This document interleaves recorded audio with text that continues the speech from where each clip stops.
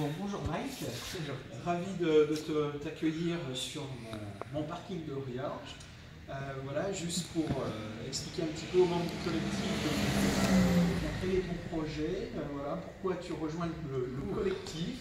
Voilà, tu m'as expliqué un petit peu ça par téléphone, mais je te laisse nous dire deux, trois mots pour que les gens voient un petit peu tes attentes. D'accord. Ça c'est une très longue histoire, mais bon, je viens des États-Unis, ça fait plus de 17 ans que je vis ici dans le Rouennais, et je ne veux absolument pas être obligé de compter sur la Sécu pour ma retraite. Ça va sans doute plus exister d'ici quelques années, donc il faut absolument qu'on ait nos propres investissements, nos propres économies. Oui. Et en fait, j'avais un projet d'investir dans des appartements, mais les choses ont un peu changé, c'est beaucoup plus compliqué comme pour les premiers investissements, donc je me suis tourné vers les box, les garages et les parkings. Et donc j'ai trouvé ce site sur internet en faisant une recherche Google. D'accord, ok. Voilà, et j'ai beaucoup aimé les premiers articles que j'ai lus, donc j'ai décidé de continuer avec. Très bien, parfait. Merci beaucoup. Et bien maintenant, on va parler un petit peu donc, de ces parkings. Donc, c'est des parkings que j'ai acquis il y a 7 ans maintenant. Donc la particularité, c'est les parkings qui m'ont permis de rentrer dans l'investissement dans les garages. C'est-à-dire que c'est mon premier achat. J'étais donc membre du syndic de copropriété puisque j'habite un petit peu plus loin. Et puis il y avait des places de parking qui étaient inoccupées et qui étaient pas à vendre. Et le constructeur, le promoteur qui a construit donc, cet immeuble, payé des charges tous les mois. Et du coup, le fait de voir ça en réunion de copropriété, je me suis dit, je vais recontacter le constructeur pour voir justement si je ne pourrais pas acheter ces places. Donc pour la petite histoire, donc moi j'ai 5 places dans ce parking-là de 12 places. Et du coup, de l'autre côté, il y a un autre immeuble et j'ai aussi 2 places. Donc les places que j'ai, moi, c'est ces deux-là. Donc il y a ces 2 places-ci. Donc il y en a une qui est un peu compliquée pour rentrer au niveau des manœuvres puisque la porte est juste là. Et puis là on voit c'est la saison, les toilettes. Donc voilà, c'est un petit peu le point négatif de ces places-là, c'est que celle-ci est très difficile en manœuvre, elle n'est pas louée celle-là. J'essaie plus de cibler pour des motos, des choses comme ça. Et celle-ci est louée pour une voiture. Mais là l'espace de manœuvre est un petit peu plus petit. Et derrière, bon, si on avance un petit peu, j'ai les 3 places qui sont là. Donc celle-ci, celle-ci et celle-ci. Donc celle-ci est louée aussi, et celle-là est louée aussi. Donc ces 2 places-là, tu te rends compte qu'il y en a une qui est beaucoup plus grande, puisque ça c'est une place pour handicapés, une place PMR. Donc celle-ci, ça me permet, alors ces 2 places-là qui sont un petit peu plus larges, en fait, ça me permet de les louer un peu plus cher. Donc les places PMR, c'est quelque chose qu'Olivier recommande, puisque lui sur Paris il achète beaucoup de places handicapées, parce qu'elles sont plus grandes, donc les gens sont plus tentés de louer des places plus grandes, voilà, même si elles ne sont pas forcément ciblées PMR. Voilà. Et tu vois, en fait, en largeur, elles doivent faire 3,30 m, donc elles sont un peu plus larges. Alors celle-ci est une vraie place handicapée, et celle-ci est, on va dire, entre deux. Elle n'est pas considérée comme une place handicapée, même s'il n'y a pas le marquage au sol. Mais l'avantage 3,30 m, ça me permet d'accueillir une grande remorque, tu vois, qui fait 6 mètres de long en plus, et puis qui est assez large. Donc voilà. Donc ces places, moi en fait j'en ai acheté 3 dans ce parking au début, et puis une autre personne avait acheté ces 2 places-là. Ces 2 places-là, j'ai pas pu me positionner au début puisqu'il les vendait un petit peu plus cher, j'ai essayé de négocier. Donc il faut savoir que ces places-là, je les ai achetées 800 € pièce, frais de notaire inclus. Donc c'est une super affaire. Ouais. Voilà. Et après, donc ces 2 places-là étaient vendues 1000 €. Mais moi j'ai pas voulu les acheter, donc c'est quelqu'un d'autre qui les a achetées, et 2 ans après, eh bien, la personne a déménagé et m'a proposé de racheter ces places. Donc comme il savait que j'étais intéressé par ces grandes places, je les ai rachetées, et comme je savais le prix auquel ils les avaient achetées, je me suis positionné à 1100 € voilà, pour leur faire une petite plus-value, et puis j'ai pu acheter les places. Et il faut savoir qu'au départ, le vendeur, donc le lotisseur, demandait plus de 5 à 6 000 € par place. C'est-à-dire quand je les ai contactés, vous avez des places, je cherche à en acheter, c'était 6 000 € le prix de vente. Voilà. Donc du coup, je leur ai dit non, à ce tarif-là, ça ne m'intéresse pas, vous payez des charges dessus. Et puis finalement, quelques temps sont passés, puis ils se sont rendus compte que ça n'allait pas, ils m'ont dit allez, à combien vous voulez les prendre? Donc j'ai joué très fort. Et au début, je leur avais dit 750, ils n'ont pas voulu, donc on a trouvé un terrain d'entente à 800. C'est une excellente affaire. C'est aussi pour ça que je me suis jeté dessus. Et donc là-dessus, l'avantage quand tu achètes des places pas chères, c'est que tu peux les louer pas cher. C'est-à-dire que là, moi, je suis quand même vraiment dans les moins chers de Riange, puisque les petites plages, je les loue 25 € par mois, charges comprises, et les grandes, je suis à 30 € sur ces deux places. Et du coup, ça arrive à faire un retour sur investissement, les bonnes années, net, qui va être autour de 24%. Donc ce qui est excellent. Puisque petit investissement, bon revenu à côté, pas beaucoup de charges parce que voilà, on est dans une petite copropriété, il n'y a pas d'ascenseur. Voilà, donc si les dernières dépenses, ça a été de faire mettre des éclairages automatiques dans le parking, des choses comme ça. Et c'est assez, voilà, c'est assez rentable en fait. Et du coup, c'est comme ça que je suis rentré dans le parking et que j'ai fait d'autres investissements. Qu'on aura certainement la chance de voir si on continue toutes ces présentations. Voilà. Alors maintenant, je vais te laisser place un petit peu la parole, puis j'ai mis le contexte. Donc je vais te laisser un petit peu poser tes questions, parce que je pense que tu as plein de questions sur le parking, sur comment j'ai choisi, quels sont les points de vigilance, quels sont mes projets pour ces parkings, parce que j'ai aussi des projets pour ces parkings. Donc voilà, je te laisse poser des questions qui te semblent intéressantes et je réponds. Déjà, tôt ou tard, il y a des moments où il faut faire des arbitrages. Donc on se dit, mais est-ce que je vais les garder ou les revendre pour faire d'autres investissements? Oui. Est-ce que tu as commencé à calculer cela? Oui. Le moment de revente? Alors, le moment de revente, pour l'instant, j'ai regardé, mais je suis dans l'attente. Pourquoi? Parce qu'en fait, dans le bâtiment d'en face, il y a un propriétaire qui a 2 places et qui cherche à les vendre 5 000 € pièce. Ça fait 1 an et demi qu'il cherche à les vendre, personne ne veut acheter. Donc, je me dis, si quelqu'un achète une place à 5 000 €, peut-être que je mettrai une place en vente à 5 000 €, parce que si j'en vends une à 5 000, moi j'en ai d'autres de louer, ben, ça peut être intéressant. Mais comme 5 000 €, il n'arrive pas à les vendre, je me dis pour l'instant, moi elles sont louées, j'en ai, tu vois là sur ce parking là, j'en ai qu'une seule qui n'est pas louée, celle qui est un peu plus difficile d'accès. J'avais une moto il n'y a pas très longtemps, mais bon, le gars est parti. Mais du coup, comme elles sont louées, elles me font des revenus.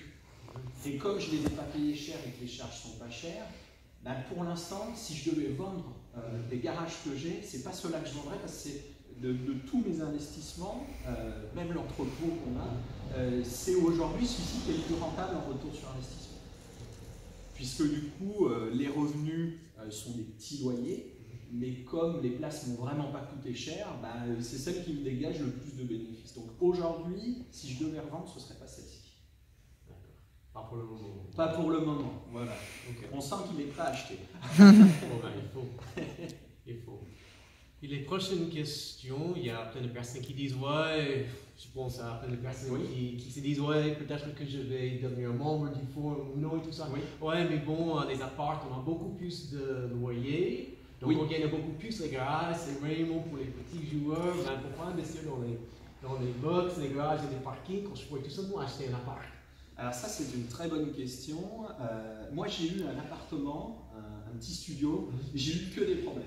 J'ai eu un locataire qui ne payait pas, j'ai eu un locataire qui m'a fait des gros dégâts. Donc à la sortie, voilà, j'ai eu malheureusement les deux cas, un mauvais payeur et un, je dirais, casseur ou vraiment pas soigneux. Donc à la sortie, j'ai dit bon, je revends. L'avantage, c'est que les parkings, je m'en occupe pas. C'est-à-dire que tu achètes un parking, tu t'en occupes au début pour chercher le parking, le trouver, il est nickel, tu vas faire quelques visites pour le louer, mais par rapport même à un appartement, tu as peu de gens qui vont venir te voir, visiter le parking et dire « Oh non, ça ne m'intéresse pas » parce qu'on met des photos, on a prévu aussi sur le site du club de prévoir, de faire des vidéos de présentation. Alors c'est beaucoup nous pour l'autre sujet qui est l'entrepôt, là où on aura l'occasion de faire une autre vidéo aussi. Pour l'entrepôt, en fait, on en a marre de faire des visites, donc on va essayer de faire une visite virtuelle, une vidéo où les gens verront ça sur Internet et ça évite que nous on se déplace avec film. Voilà, c'est ça l'idée. Du coup, pour revenir à ta question, donc on ne perd pas de temps à s'en occuper, puisque une fois que c'est loué, hein, tu vois, je veux dire, par principe, j'aime bien quand c'est un peu propre, bon j'ai pas eu le temps de le faire là, puis je rentre de Lyon, mais voilà, on donne un petit coup de nettoyage parce que ça, très peu de gens le font. Et puis c'est surtout important si je veux relouer la place 1 qu'elle soit nickel parce que quand on arrive, quand on voit des feuilles, c'est pas super sympa. Mais hormis ça, je viens quasiment jamais dans les parkings. Derrière, si j'ai un mauvais payeur, j'ai eu le cas. Sur une plage, j'ai eu un mauvais payeur. Bah, ça a été très rapidement réglé. Il ne m'a pas payé un mois. J'ai commencé à lui faire des lettres, à lui mettre un peu la pression. Alors, vu le montant du loyer, j'ai pas fait appel à un huissier parce que pour récupérer 25 €, ça allait me coûter beaucoup trop cher, même si le locataire allait me payer. Mais bon, j'ai dit, on laisse tomber, je vais pas me prendre la tête. Du coup, je l'ai contacté, je lui ai dit, bah voilà, je vous explique. Comme le contrat de location est fait et contrairement au logement, puisque lui était convaincu que comme les logements, il avait une trêve hivernale tranquille, je lui ai dit, non, non, mais c'est pas ça du tout, c'est que vous partez, et si vous partez pas, ben, je vais mettre en place des choses. Et du coup, il s'est renseigné, il s'est rendu compte que de toute façon, il n'y a pas de trêve hivernale, il n'y a rien pour les parkings, c'est le contrat de location qui fait foi. Donc, il est parti rapidement et du coup, ce mauvais payeur, j'ai envie de dire, tu peux l'éliminer plus facilement. Alors, ça peut être parfois toujours plus compliqué, mais plus facilement que dans un logement. Parce qu'un logement, tu as une trêve hivernale. Là, pour le coup, pour les parkings, ils proposent, on m'a souvent proposé des assurances pour loyer impayé. Pour des parkings, je ne suis pas tenté de le faire. Pour un logement, clairement, demain j'ai un logement à louer, j'en ai un en location, j'ai une assurance loyer impayé dessus. Parce que le risque est justement beaucoup plus grand, comme les loyers sont beaucoup plus grands. Donc pas d'entretien. Concernant les dégradations, c'est pareil. J'ai aucun locataire qui va s'amuser à aller nous casser le béton, à nous casser le sol. Pareil pour l'éclairage, la porte, ils ne pourront plus sortir, donc ils ne vont pas la casser. Donc tu n'as quasiment aucun frais, si ce n'est les petits entretiens courants, mais dans un garage, il n'y a pas grand-chose. Et puis après, en termes de rentabilité, puisque comme l'investissement est plus petit que pour un logement, tu peux plus facilement avoir un crédit ou investir sur tes fonds propres. Et comme l'investissement est plus petit, si tu as une part de risque qui fait que tes revenus ne sont pas parfaitement bons, ça te fait moins de pertes que pour un logement où tu vas avoir un crédit, je dis une connerie, de 400 ou entre 300 et 400 € à rembourser par mois. Pour un garage, il y a des petites mensualités. Et donc, du coup, c'est moins, je dirais, étouffant. On a des gens dans le club, je ne vais pas les citer parce que ça ne se fait pas, qui ont acheté des garages et des parkings qui ont été mal informés dès le départ. Et eux, ils ont fait les choses à l'envers, ils ont rejoint le club après avoir acheté. Sauf parce qu'ils n'arrivaient pas à louer. Sauf qu'ils ont acheté des emplacements qui ne sont pas super. Donc du coup, on essaie de les aider comme on peut, de leur donner des astuces, mais justement, tout ce temps de période, alors maintenant, je pense notamment à quelqu'un où ça s'est bien arrangé, du coup, il y a plein de petites astuces pour essayer de reprendre des locataires quand les parkings sont un peu difficiles, mais il a eu des mois difficiles au début parce qu'il avait un remboursement à payer. Mais comme le remboursement était plus petit qu'un appartement, voilà, il s'en est sorti et ça l'a pas mis trop dans la galère. Voilà. Ok. Puis la prochaine chose, j'essaie qu'on peut mettre des arceaux sur les parkings pour éviter les squatters. Mais bon, Rouen, c'est quand même une région assez petite et quand même tranquille. Est-ce qu'on a besoin de cela dans une petite ville comme Rouen pour éviter les squatters ou est-ce que c'est un risque que les personnes squattent nos parkings? Alors, moi, le squat de parking à Rouen, je ne l'ai jamais eu. Dans les petites villes. À Lyon, c'est pareil, j'ai pas eu ce problème-là non plus. Par contre, de tête comme ça, Olivier, lui, sur Paris, a eu le problème puisqu'il était pareil sur une copropriété neuve où des gens avaient pris l'habitude de se garer sur des places qui n'étaient pas à eux. Donc quand il les a achetés, il a eu des petits soucis. Mais il a réglé ça intelligemment, en mettant des mots, en rencontrant les gens, en expliquant. Donc ça s'est plutôt bien passé. Après les arceaux, pour répondre à ta question, oui, c'est possible. C'est possible d'en mettre. Après l'intérêt réel, je ne sais pas s'il y en a un, parce que déjà sur des parkings fermés, alors des parkings extérieurs c'est différent, mais les parkings extérieurs c'est pas l'investissement le plus parfait, j'ai envie de dire, vraiment pour les parkings, il vaut mieux partir sur des parkings un petit peu souterrains ou des choses comme ça. Et donc dans ce cas-là, oui, pour les places extérieures, il faut mettre un arceau protégé, c'est facile que quelqu'un prenne la place. Dans un cas différent, ici, il y a déjà la porte, donc il faut avoir une télécommande pour ouvrir, pour rentrer, donc c'est pas, je dirais, le mec du coin qui va ouvrir et s'installer. Et les gens, c'est des gens, il y a 2 panels ici qui ont ces parkings, donc des gens qui ont les logements dessus, et après moi qui les loue. Donc je dirais à l'extérieur, il n'y a que moi. Ce qui peut parfois être mal vu auprès des gens. Les gens qui habitent là dans la copropriété, ils n'aiment pas trop qu'il y ait un peu des investisseurs qui viennent avec des parkings. Olivier, je reprends Olivier parce que voilà, c'est quelqu'un que j'ai régulièrement au téléphone et puis il a plus d'une 60aine de places de parking dans toute la banlieue parisienne, et il a en fait un modèle où il achète en copropriété les places de parking sur un petit peu les mêmes types que moi, c'est-à-dire les promoteurs immobiliers. Voilà. Donc il est vraiment sur le même produit. Et du coup, lui, il a eu ce cas-là où sur un parking où il avait 19 places, donc un grand parking, une trentaine, une quarantaine de places, bah oui, il a acheté 19 places et ça a été vu d'un mauvais œil parce que les habitants ont peur que ça ramène des gens extérieurs à la résidence, des choses comme ça.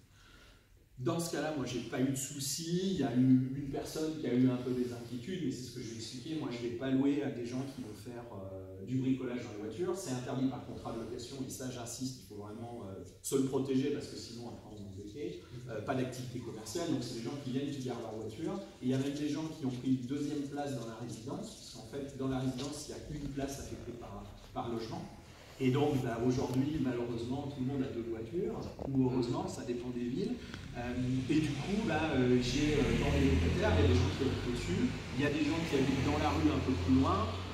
Voilà, bon, il y a quelqu'un qui vient un peu plus loin, mais à la remarque, c'est un peu différent, c'est vraiment un problème de stockage un peu différent. Voilà, c'est un petit peu les choses, le panel qu'on peut avoir. D'accord. Okay. Et puis la prochaine question, quand on quitte un peu les parkings, on va investir dans les garages. Oui. Les garages séparés, qui ne sont pas dans les copropriétés, Oui, je veux dire. Les garages, un souci que j'ai vu souvent, c'est que si c'est un garage qui date des années 70 ou avant, oui. il y a souvent des toits en micro-ciment. En fibre-ciment. En fibre-ciment. C'est ça. Ouais. Et quand on inspecte le bien qu'on veut acheter, peut-être comment savoir effectivement si le toit déjà est en bon état, et bien si c'est le toit a été fait en fibre-ciment. Comment savoir? Alors pour le savoir, déjà les garages des années 70, il y a de très très grandes chances que la toiture donc ondulée soit du ciment, du fibrociment. Donc du fibrociment qui peut contenir de l'amiante et qui, on va dire, dans 90% des cas sur les constructions avant 97, puisque 97 c'est l'année où le fibrociment était totalement interdit, mais tous les lots de garage, je pense aux gens qui sont en retraite, qui arrivent en retraite, ou les héritages, il y a des lots de garage comme ça, tout avec ces toitures-là qui sont beaucoup sur le marché en ce moment. Oui, c'est le point noir. Le point noir, c'est ça. Alors, ça peut faire peur, c'est pas non plus, je dirais, catastrophique d'acheter des lots de garage. On a des membres du club qui ont des lots de garage comme ça avec ce type de toiture, mais il faut être très vigilant. Donc pour le savoir, ben, c'est un peu compliqué. On va dire à l'œil déjà, on voit les toitures ondulées, il faut déjà se dire, attention, il peut y avoir de l'amiante à l'intérieur. Donc après, c'est le vendeur qui doit faire un DPE, donc qui est une analyse, un diagnostic d'amiante qu'il doit fournir lors de la vente ou avant la vente. Alors après, c'est un diagnostic qui est valable 6 mois. Donc c'est un petit peu comme les logements. Donc peut-être qu'un vendeur ne va pas te dire, ah, non, moi, le jour où vous voudrez acheter, là je vous ferai le diagnostic. Voilà. Après, dans les vérifications qu'il faut faire, il faut inspecter la toiture, puisque sans être expert, en fait, le toit en fibrociment est dangereux pour l'homme et va nécessiter des travaux pour l'investisseur à partir du moment où il y a des détériorations. C'est-à-dire si par exemple il y a des morceaux qui sont un petit peu cassés par endroits, si ça s'effrite. Avec le temps, l'humidité, le froid, ça peut s'effriter. Donc bien évidemment, on n'y va pas avec les mains à gratter, voilà, mais tu regardes et si tu as des morceaux qui sont un peu effrités, déjà ça part mal. Après, il y a beaucoup de toits qui ont beaucoup de mousse aussi. Et la mousse, bah, justement, est un peu corrosive et grattée un petit peu à l'intérieur. Et après, peut faire aussi dégager des vapeurs d'amiante, des particules. C'est assez difficile hein, de juger je dirais, l'état de cette toiture à l'œil. Voilà, c'est vraiment des spécialistes qui peuvent le faire. On a vu qu'à Dan, qui elle avait été visiter un autre parking, de garage, pardon, et elle avait donc première visite très bien passée, il y avait des toitures fibrociment, et elle avait carrément fait déplacer un spécialiste, c'est-à-dire que tu peux appeler un artisan pour lui dire, moi je vais avoir un devis pour remplacer ma toiture en fibrociment. Alors justement, elle avait eu la gentillesse de partager tous les devis au niveau du club, donc on a ça rangé dans l'espace membre, et du coup, eh bien, l'expert va venir et lui il va regarder et rapidement comme ça il va te dire ah oui là il faut soit confiner, soit remplacer ou alors il n'y a aucun danger encore pendant 5 ans ou des choses comme ça. Mais quand on achète un lot de garage qui a des toits en fibrociment, il faut faire très attention parce que dans tous les cas c'est le poste de travaux le plus important qu'il va falloir faire. Donc il faut que dans le calcul de rentabilité initiale, il faut bien tenir compte de cette dépense-là. Donc dans l'espacement, tu pourras regarder, tu as le prix au mètre carré estimé pour remplacer l'amiante. Donc pour réparer, entre guillemets, il y a deux solutions. Soit ils viennent confiner, c'est-à-dire la plaque d'amiante, donc c'est un spécialiste, hein, nous on ne peut pas le faire parce qu'il faut être équipé, enfin, c'est très compliqué. Donc on vient emprisonner l'amiante dans soit de l'acier ou du bac d'acier ou des choses comme ça. Après chaque artisan a ses technologies. Donc soit on vient totalement confiner l'amiante, la fermer hermétiquement, donc avec des joints. Une fois que c'est fermé, les particules d'amiante ne peuvent plus partir. Donc ça c'est la solution qui va être un petit peu la plus rapide et peut-être la moins coûteuse. Puisqu'en fait, ce qui coûte très cher dans l'autre solution qui va être d'enlever la toiture et de refaire la toiture, c'est en fait le recyclage des plaques d'amiante. Puisqu'en fait, les plaques d'amiante, le professionnel, il ne peut pas les emmener à la déchetterie. Donc, il doit faire une destruction particulière, c'est un recyclage particulier. Et ça, forcément, c'est le client qui fait les travaux qui va payer cette partie-ci. Donc, le problème, en fait, c'est que le post-amiante coûte très cher. Mais dans certains cas, c'est aussi un argument face au vendeur d'aller lui dire la toiture en fibrociment, ça coûte tant, j'ai un devis à l'appui, donc non, le prix que vous en voulez, moi ça ne me convient pas. Donc, voilà. Donc ça peut être aussi un élément de négociation. Et aussi l'avantage dans des lots de garage, c'est de se dire aussi que quand il y a des travaux, ça permet aussi de défiscaliser un petit peu. C'est-à-dire que les travaux, quand on est au régime réel, ça vient de se déduire aussi des revenus. Typiquement, Daniel Attarde qui vend son lot de garage, lui, je ne sais pas si tu as lu les articles un petit peu sur Daniel, voilà. Voilà, il a construit petit à petit 80 garages, il avait des toitures en fibrociment. Il les a enlevés, il a remis des nouvelles toitures, donc ça fait beaucoup de travaux tout ça. Mais les travaux sont lissés sur les années, et puis tu fais un petit peu de... tu passes tes travaux dans tes frais réels, tu passes en frais réels, soit tu as une SCI ou pas une SCI, donc tu peux optimiser ça. Il y a des membres du collectif avec qui on a souvent ces discussions qui, eux, cherchent des lots de garage avec des travaux. Des toits bien, ça va les intéresser parce que c'est du gros travaux. Donc comme ça permet de défiscaliser, entre guillemets, c'est de récupérer un peu ce revenu, de faire monter le bien. Ils peuvent l'acheter moins cher parce que justement il y a des toits en fibrociment, donc ça permet de faire baisser le prix d'un côté acheteur, et puis après, ils savent que les premières années, ils vont rembourser les travaux avec les loyers. Voilà. Et ça peut être une solution. Ok. Voilà. Puis voilà, une autre question. Souvent, pour les premiers investissements, quand on a 1, 2 ou 3 avec garage, box ou place de parking, on va rester au régime réel. Mais à partir de quel point est-ce qu'il faut penser à créer des SCI ou d'autres structures fiscales pour faire grandir, en fait, pour construire son patrimoine? Voilà. C'est une très bonne question. La SCI, moi, ces parkings-là, je les ai achetés en mon nom propre. Voilà, donc je les en reste en régime réel. Alors, soit tu as le régime d'impôt sur les revenus, l'IR, soit tu as le régime réel. Moi, je suis rapidement passé au régime réel parce qu'en fait, il y avait des petits projets d'amélioration, donc comme l'éclairage automatique, des choses comme ça, qui sont venus impacter un petit peu les loyers. Et moi, donc, je suis salarié d'une entreprise, donc du coup, j'ai des revenus qui sont assez importants d'un autre côté, des revenus professionnels. Et du coup, être en régime d'impôt sur les revenus, les impôts étaient très gourmands sur mes revenus de partie. Donc j'ai trouvé un peu de passer en régime réel pour justement gagner un petit peu plus là-dessus et passer quelques frais. C'est-à-dire que je passe quelques frais de ma gestion de garage, tous mes frais de gestion de garage en fait, donc que ce soit les frais postaux ou les petits frais que tu peux avoir annexes, je les passe sur ces parkings-là qui sont en régime réel. Et d'un autre côté, donc pour répondre à ta question, donc nous on a fait une SCI avec Philippe pour l'entrepôt.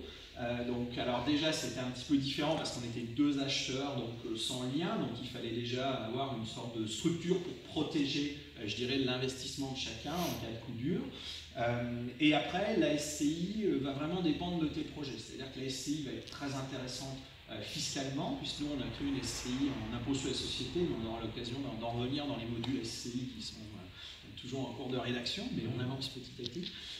Et derrière, ça va vraiment dépendre de tes projets. C'est-à-dire qu'une SCI, c'est bien pour faire de la transmission à tes enfants et protéger ton patrimoine. Il faut voir le côté familial au niveau de la SCI et le côté aussi optimisation. Parce qu'une SCI, créer une SCI, moi pourquoi j'en avais pas fait pour les parkings? Parce que à l'époque, une SCI, ça te coûte un peu d'argent. Il faut créer les statuts, voilà, il faut déposer un capital, même si le capital, on peut mettre un petit capital qu'on récupère sur le compte, donc c'est pas forcément le capital le plus important. Mais derrière, il faut surtout payer un expert comptable tous les ans. Donc les frais d'expert comptable sur une SCI en impôt sur les revenus, alors on a tout ça dans le site, donc désolé si je me trompe à peu près sur les valeurs, mais on va dire c'est autour de, allez, peut-être 600, 800 euros par an. Derrière, quand on est à l'IS, on est plus autour de 1000, 1200 euros. Donc après, il y a aussi les notions de TVA qui rentrent en compte, qui peuvent faire monter un petit peu les prix. Mais du coup, ben voilà, se dire j'ai une rentabilité qui est de temps, est-ce que je suis prêt à donner 600 euros à un comptable ou 800 euros à un comptable? Quel est vraiment l'intérêt? Donc il faut mesurer. Donc la SCI, quand on a des gros lots comme là l'entrepôt où on a pas loin de 40 places, là oui ça vaut le coup. Parce que ben voilà, bon, au-delà du côté protection avec Philippe, il y a ce côté gestion et puis ben, volume. Donc comme il y a un gros volume, avec les loyers qu'on encaisse, on verra ça lorsqu'on fera les visites de l'entrepôt. Avec les loyers qu'on encaisse, on peut se permettre largement d'aller payer un expert comptable. Voilà. Très bien, peut-être une question finale. Il me semble que tôt ou tard, il faut justement trouver un expert comptable qui se spécialise dans l'immobilier. Oui. Et moi, j'ai fait quelques essais pour faire cela, pas des essais très concluants. Donc, comment trouver justement un expert comptable qui se spécialise dans l'IMO? Qu'est-ce que tu as pu répondre? Alors, c'est une très bonne question. L'expert comptable, c'est compliqué, ou les spécialistes, les conseillers, c'est compliqué. Aujourd'hui, l'avantage, comme tu es dans le secteur de Rouen, c'est qu'on a un très bon réseau sur Rouen, donc je saurais te donner des noms d'experts comptables qui sont compétents. Après, malheureusement, pour nous tester les gens, alors faire un premier rendez-vous. En général, un expert comptable, tu peux faire un premier rendez-vous avec lui pour discuter, échanger un petit peu avec lui sur ton besoin, qui ne te font pas payer. Et c'est après, quand tu commences à travailler avec eux, où ils te font payer. Le souci, c'est qu'il faut, dès le premier rendez-vous, essayer de voir si la personne est compétente. Donc, c'est assez difficile. Je veux dire, tant que tu n'as pas un peu essayé, tu ne peux pas savoir si c'est de l'expert comptable. Après, il y a des gens qui sont spécialisés. Tu as des experts comptables qui sont déjà sur leur enseigne, gros pas de porte, entre guillemets, ou sur leur site internet. Tu peux voir s'ils sont spécialisés plutôt pour les entreprises, plutôt pour les artisans, plutôt pour l'immobilier ou des choses comme ça. Nous, sur Rouen, moi j'ai deux experts comptables que je sais te conseiller, dont un, celui qui s'occupe de la SCI, et qui est très bien, qui a été de très bons conseils, qui nous a vraiment bien accompagnés sur les statuts, parce qu'au-delà de la SCI, on a des modèles de statuts au sein du collectif qui ont été validés par Thierry ou d'autres juristes, mais c'est jamais parfait parce que la SCI, les statuts, tu dois les adapter pour toi. Donc il faut avoir quelqu'un qui est un petit peu à l'écoute, qui comprend bien ton projet et qui va te conseiller. Après, un expert comptable, c'est un petit peu comme un syndic de copropriété. C'est-à-dire que j'ai envie de dire, tant que tu n'as pas vraiment un peu essayé ou échangé avec eux, tu ne peux pas savoir s'ils sont bons. Et puis au début, ça peut être merveilleux parce que le gars, il va apprendre tous ses textes, tout, et puis tu veux tomber sur quelqu'un qui va maîtriser l'immobilier, mais qui ne va pas être sérieux. C'est-à-dire tu vas l'appeler, il va traîner, voilà, c'est assez compliqué à trouver. Et après, j'ai envie de dire, c'est un petit peu ce côté réseau. On parle beaucoup du réseau au sein du club, voilà, des connaissances que les gens peuvent avoir. Et c'est ça qui fait justement que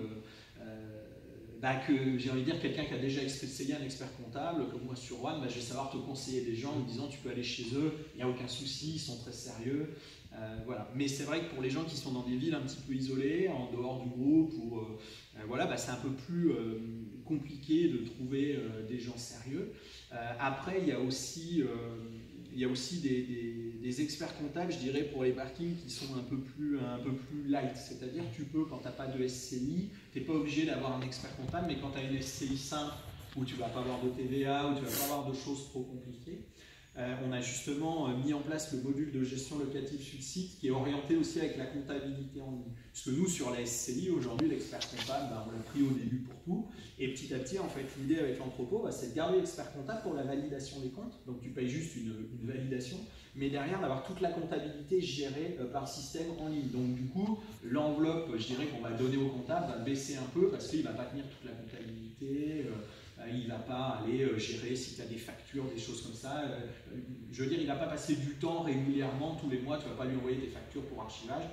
Comme on a fait déjà l'an passé, en fait, on lui envoie un dossier complet, il fait que la validation, et comme ça,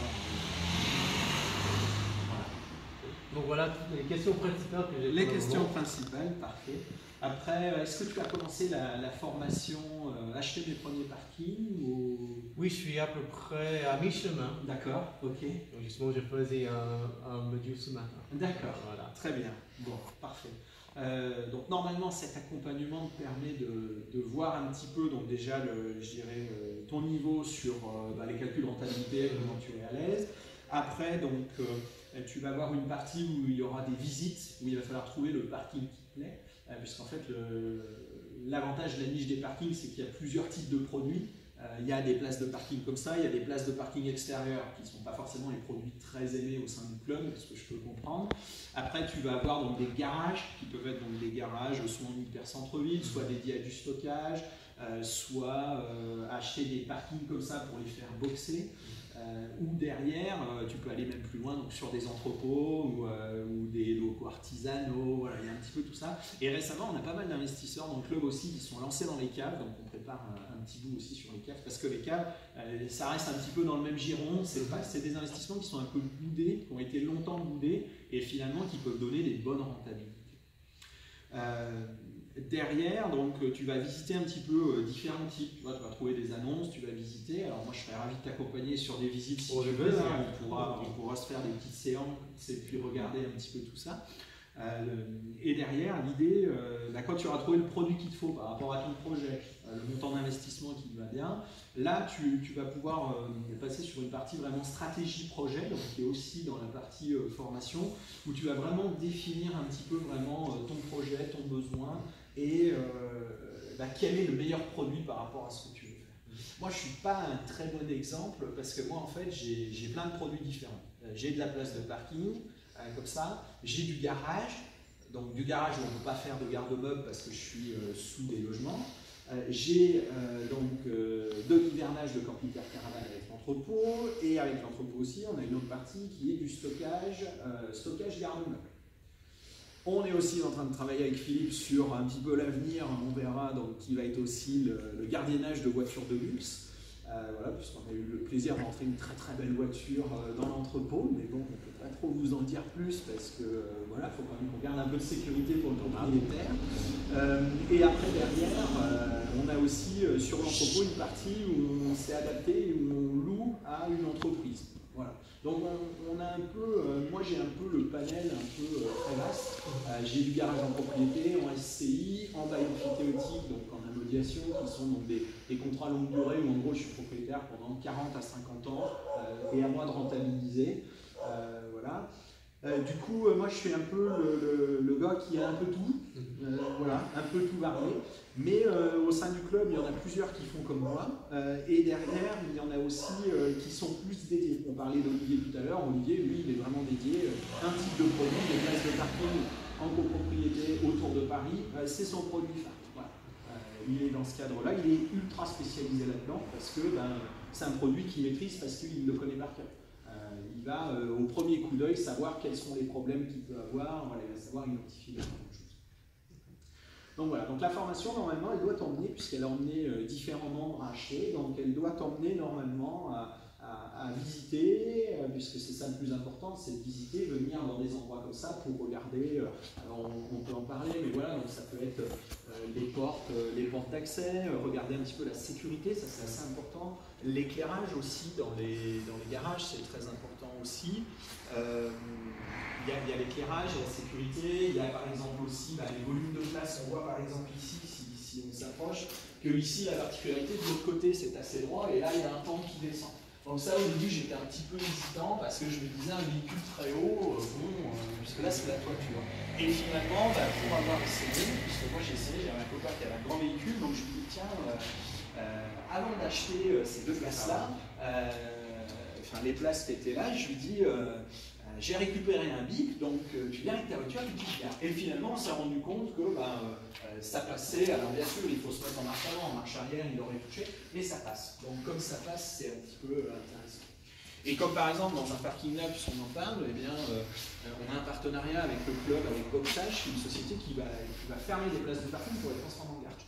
Et typiquement, moi j'ai commencé un petit peu à regarder, c'est pas un projet pour tout de suite, mais dans l'avenir, je me dis que ces 2 places-là, je peux facilement les faire fermer et les transformer en grand garage. Donc je pourrais les louer plus cher, c'est un investissement, mais ça permet de louer un petit peu plus cher aussi tous les mois. Donc je vais voir un petit peu comment ça peut évoluer. Donc après oui, il y a l'éclairage, la sécurité, la taille des places c'est très important parce qu'on se rend compte qu'il y a des dimensions de parking qui sont normées, mais c'est pas toujours très respecté hein, parce que quand ils font un peu des traces au sol, ça peut bouger un petit peu, c'est pas forcément très bien. Et puis après, tous les points qui peuvent être je dirais, bloquants, comme tu parlais de la toiture en fibrociment, ça peut être aussi des gens qui stockent, on voit ici par exemple, les gens ils stockent des affaires. Donc l'avantage de ces parkings, c'est qu'on va toucher du bois, on est assez sécurisé, on est très tranquille. Voilà, donc il y a eu des changements de sécurité qui ont été faits, on a changé les codes de bits parce qu'il y a pas mal de locataires qui tournent, donc de temps en temps il faut essayer de proposer ça, changer les serrures, voilà, ça évite d'avoir un peu trop de monde dans les parkings. Et derrière, il y a des gens qui en proposent des affaires. Donc là, il faut savoir que dans ce parking, ils n'ont pas le droit, parce qu'au-dessus, il y a des logements. Donc légalement, ils n'ont pas le droit pour les risques incendies. Voilà. Mais aussi, quand tu vas dans un parking où les gens sont du vélo, ou un vélo là-bas, des affaires, des cartons, ça veut dire aussi qu'il n'y a pas trop de vol. Donc c'est un coin assez tranquille. Donc ça peut être aussi un point pour toi, pour te dire, tiens, je vois qu'il y a ça, c'est pas mal. Tu as la checklist aussi, tu sais, qu'on a fait qui permet de noter un parking. Donc ça, on a fait réévoluer le tableau il n'y a pas très longtemps. Et là-dessus aussi, il y a plein de petits détails qui sont parfois des questions bêtes, mais qui vont te montrer un petit peu je dirais, d'une qualité d'un parking ou d'un garage que tu vas visiter. Tout ce qui va être, par exemple, de l'humidité dans les murs ou au sol. Ici, tu vois, c'est très simple, il n'y a pas de problème d'humidité. Donc, c'est aussi des critères importants parce que quand tu commences à avoir de l'humidité dans les murs, au début, c'est pas super. Et puis, au bout de plusieurs années, les garages des années 70 qui ont de l'humidité dans les murs, c'est une galère totale. Surtout si tu es hors copropriété, les gens viennent stocker des cartons, ils ont de l'humidité, ils viennent plus stocker chez toi, quoi, tu vois, ça bouffe les affaires. Donc l'humidité est un point assez important aussi. Voilà, enfin il y a plein de choses à regarder, quoi. Il y a plein de choses à regarder. Voilà. Bon, donc je ne sais pas, est-ce que tu as d'autres questions? J'ai beaucoup parlé, mais bon, voilà, ça permet de répondre un peu à tes questions. Est-ce que tu as d'autres questions comme ça sur cette visite déjà, concernant Solo? Est-ce qu'il y a d'autres choses qui te viennent en tête?